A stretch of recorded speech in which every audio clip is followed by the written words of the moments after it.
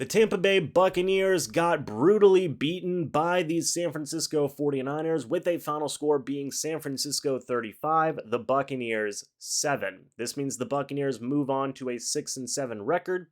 San Francisco increases their record to 9-4. The Bucs still have first place in the NFC South, but the Panthers are only a game behind after their win versus the Seattle Seahawks. So let's go ahead and dive right in. Tom Brady today, 34 of 55, 253 passing yards, one touchdown, two interceptions, was not sacked necessarily a single time in this game, but the San Francisco 49ers did get 7 quarterback hits on Brady throughout the matchup. And folks, I'm going to call it as it is. Brady did not have a very good game today. Yes, he did have a touchdown pass. He threw for 253 yards, but there are definitely some passes that he is point blank missed on.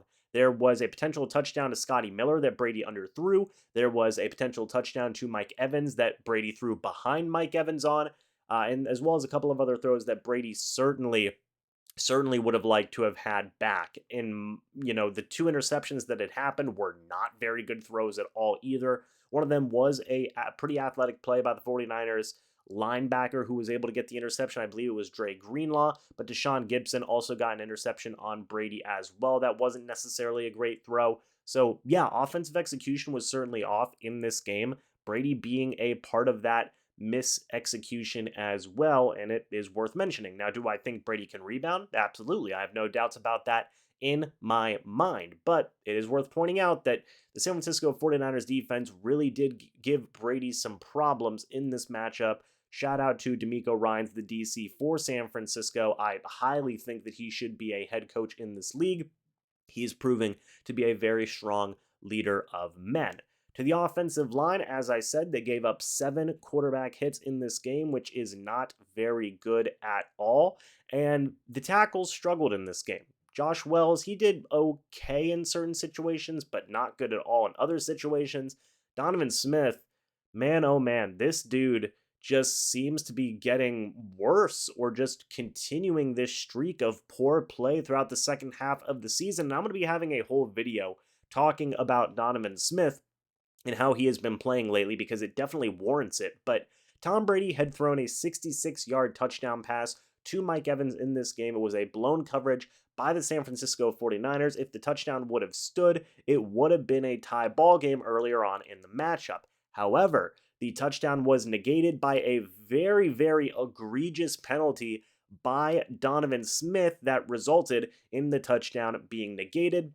A lot of people described it as a back-breaking penalty, and it is very easy to see why, as after that, the Buccaneers could not regain any type of momentum on the offensive side of the football. Donovan Smith did also have a false start in the game as well. So, not a very good game for the outside tackles, Donovan Smith and Josh Wells. I would even go as far as to say Donovan Smith was probably the worst offensive lineman out there on the day. And I understand Smith has had some very difficult matchups the past couple of games. You're going up against guys like Cam Jordan. I believe Marcus Davenport wasn't even in that Saints game, but Nick Bosa's been out there, as well as some other really talented edge rushers. I totally understand that, but you got to do a better job if you're Donovan Smith. You're making a lot of money. You've been a starter in this league for many, many years now, and things have got to improve. Otherwise, things aren't going to get better for this offense. But as I said, I have a whole video wanting to talk about Donovan Smith later on, be it today or possibly tomorrow as well. Rachaad White, 13 carries for 56 yards. Not a bad day for White. He did also finish the day with 5 catches for 21 yards on 5 targets. However, he did have a fumble that he lost at the very tail end of the game, which was unfortunate. Leonard Fournette didn't get much in the way of running, 4 carries for 13 yards. However, he did have 7 targets, 6 catches, and 33 yards on the day. Fournette, it's going to be interesting to see what happens moving forward. He's dealing with some injuries. Will Rachaad White continue to carve into this snap count that Fournette has made up for himself? Who knows? We will have to wait and see. But in the receiving core, Chris Godwin, 9 targets, 5 catches, 54 yards. Chris Godwin dropped what would have been a touchdown. Thankfully, Russell Gage was able to come down with it. Gage, 2 targets, 2 catches, 12 yards, and a touchdown. I'll probably make an entirely separate video, film breakdown, possibly talking about that touchdown catch because it was a crazy looking play. But Godwin struggled in this game, I thought, to a certain degree. Struggled with getting separation, struggled with a couple of drops here or there. Not necessarily a great game for Godwin. Again, the offensive execution was so off in this matchup, and it is definitely worth noting. I know people are going to be mad at the coaching staff, and I totally understand that. I feel like the coaching staff did not do well in this game, especially whenever we talk about the defense, but the offense, yes, coaching was definitely involved in that, I feel like a lot, but the players just didn't execute as well, and that is worth noting.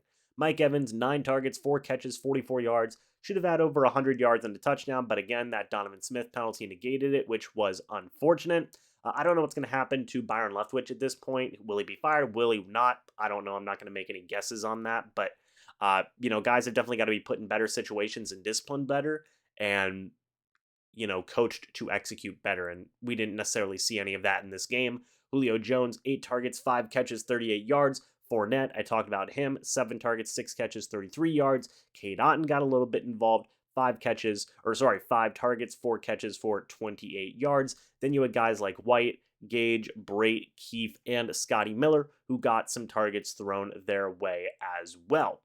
But now I want to move on to the defensive side of the football. First things first, hey, Levante David got a fumble recovered off of Deebo Samuel. I'm trying to remember who had forced the fumble. I believe it was Anthony Nelson, so shout out to Anthony Nelson for that. Anthony Nelson would finish this game with 7 total tackles and that forced fumble. Logan Ryan was the lead tackler today with 9 total tackles. Keanu Neal did have a tackle for loss, had what would have been a sack at the start of the game, but a flag was thrown that gave the 49ers an extra 15 yards, and that drive resulted in a touchdown, unfortunately. It is what it is with Neal. I feel like it was kind of a close penalty. I know in today's NFL, they'll call helmet-to-helmet type stuff, or helmet, like even hitting right here is helmet-to-helmet type stuff, like 9 out of 10 times, or basically 10 out of 10 times. But all in all, I like the power that Neal brings. I feel like he has been a good free agent addition for this team, and let's continue to watch Neal as the season progresses. Carlton Davis, 5 total tackles on the day. He did have a pretty crucial holding penalty that did give the 49ers, I believe it was a first down, or it negated an Anthony Nelson interception was what it was.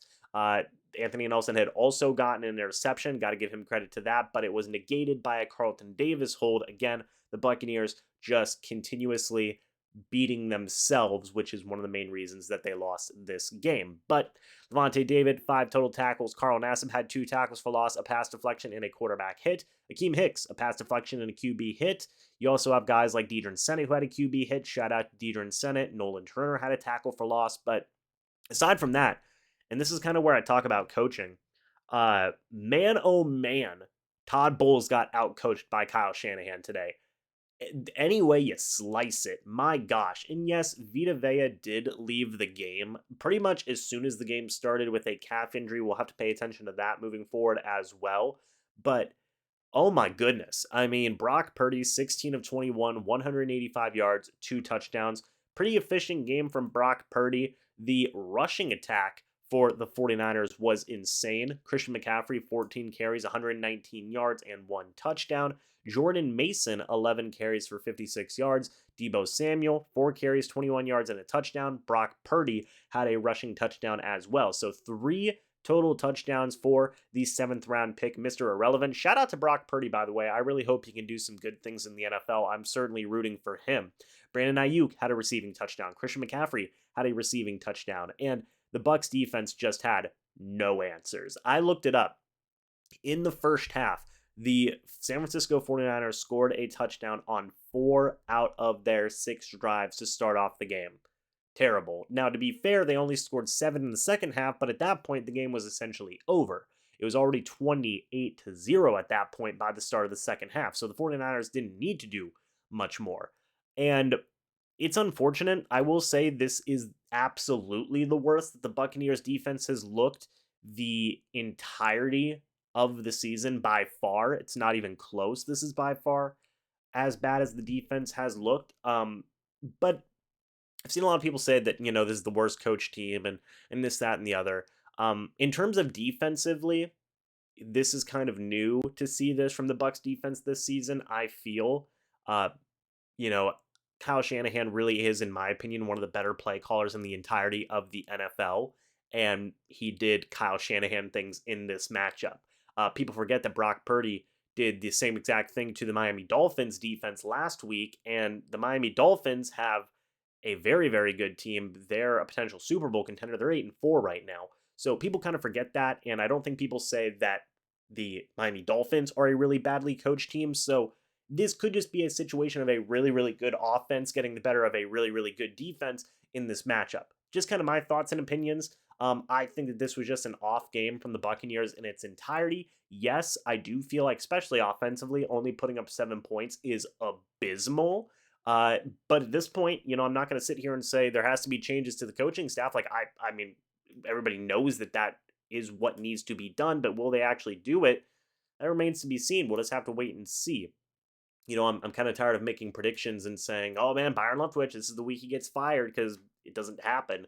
Maybe this is going to be the nail in the coffin. Who knows? We'll have to wait, again, wait and see. But defensively, this was not an outlier performance. And I will say that, yeah, Todd Bowles had a really, really bad day coaching today. Um, but this hasn't been consistent with the Bucs defense. And I feel like that is important to point out, as well as important to point out that the 49ers just did this to the Miami Dolphins last week. So moving forward, you've obviously got to see better coaching and execution on both sides of the football. I feel like that is a must. Better decision making. There's a 55-yard or 54-yard field goal attempt for Ryan Suckup. Guess what? He missed that like very badly, and that's expected. Ryan Suckup's career long, I believe, is like 54, 55 yards, and that was a long time ago. So that was a weird decision to make instead of punting the football. And the Bucs just got behind, and this game was just out of hand essentially from the start. So at the end of the day, I feel like this team can rebound, especially defensively. I feel like they can rebound. They are going to be playing the Cincinnati Bengals, which is not going to be an easy matchup under any circumstances.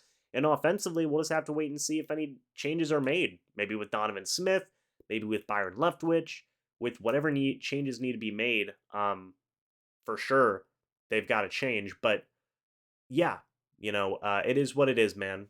We're on to Cincinnati, as a famous coach once said.